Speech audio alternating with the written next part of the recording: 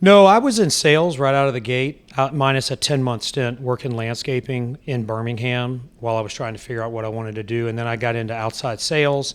That's where I really honed cold calling. Because I was calling on parking decks, and I was calling on private events and calling on restaurants to try to get them on our account. And then I was parking cars at night. And then I started a video production company with a friend of mine. I was in charge of the sales. He was in charge of the execution side of it. And then we started a refrigeration truck company, renting that out to people. I was in charge of the sales. The guy was in charge of the operations. These are the experiences that led me up to then when the parking company laid me off because they were right-sizing the company to sell it. They actually ended up selling it to Lanier, a very large parking company based here in Atlanta.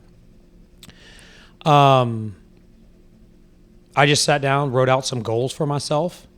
I think that's very important. And I'm a big believer in having mentors. And so I sat down with like 3 of my mentors who are about 10 years older than me and said, hey, here's some strengths and weaknesses, I think. And they kind of move things back and forth across the line, meaning move some weaknesses to strengths, move some strengths to weaknesses, and then said, here's what we think. And then I sat down with my dad, and he kind of gave me some people to go talk to that were all in sales.